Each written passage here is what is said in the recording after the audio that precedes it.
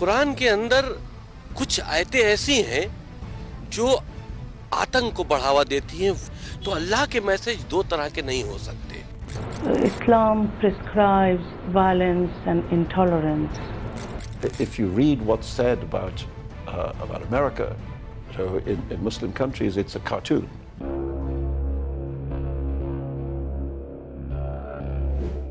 कुरान शरीफ की आयतों को लेकर एक नई बहस शुरू हो गई है। यूपी शिया वक्फ बोर्ड के पूर्व चेयरमैन वसीम रिजवी ने कुरान में सुधार की मांग को लेकर सुप्रीम कोर्ट में याचिका दायर की है। रिजवी ने कहा, कुरान शरीफ की 26 आयतें कट्टरता, हिंसा और आतंक को बढ़ावा देने वाली हैं। पहले खलीफा अबू बकर, दूसरे खलीफा उमर और तीसरे खलीफा उस्मान द्वारा कुरान को कलेक्ट करके और उसको जारी किया गया एक किताबी शक्ल में।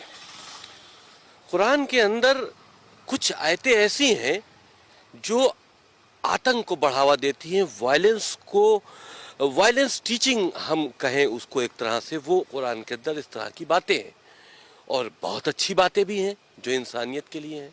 तो अल्लाह के मैसेज दो तरह के नहीं हो सकते।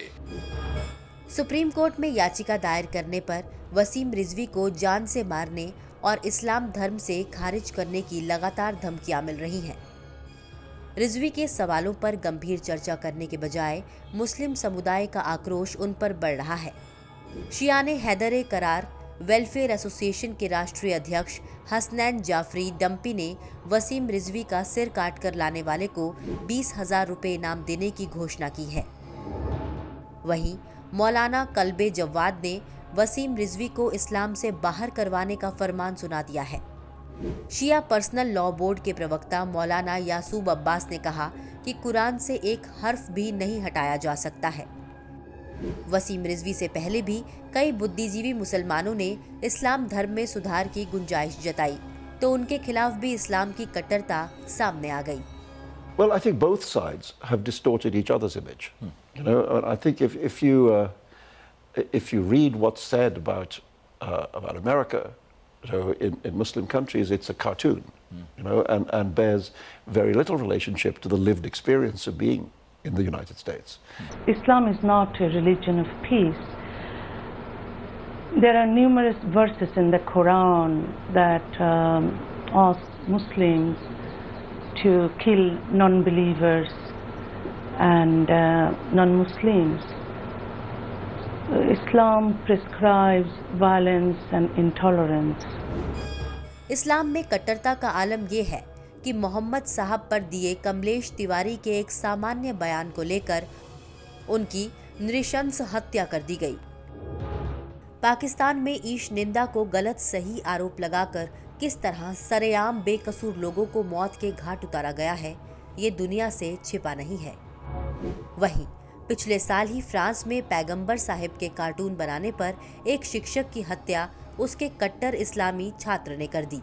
फ्रांस में वर्ष 2015 में पैगंबर मोहम्मद के कार्टूनों को प्रकाशित करने के कारण मैगजीन शार्ली एब्डो के ऑफिस पर हमला हुआ, जिसमें करीब 1 दर्जन लोग मारे गए। यानी इस्लाम में अभिव्यक्ति की आज़ादी पर पहरा क्यों है? इस पर इस्लामिक जगत के धार्मिक संगठन, बुद्धिजीवी, मौलाना चुप क्यों रहते हैं? इसके उलट हिंदू, बौद्ध, जैन इन धर्मों में उनके धर्म ग्रंथों के बारे में खुलकर चर्चाएं, परिचर्चाएं और खुली बहस होती रहती है, यानी हमेशा सुधार की गुंजाइश रहती है। लेकिन इसके उलट इस्लाम धर्म में स्वस्थ बहस की गुंजाइश क्यों नहीं रहती है? वसीम रिजवी ने क्या गलत कहा है? सिर्फ इतना ही कि कुरान शरीफ में 26 आयतें बाद में गलत तरीके से जोड़ी गई हैं, जो आतंक, हिंसा और कट्टरता को बढ़ावा देती हैं।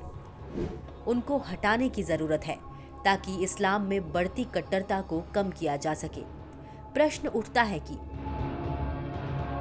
इस्लाम इतना कमजोर नहीं है कि एक केस से खत्म हो जाए, फिर डर कैसा?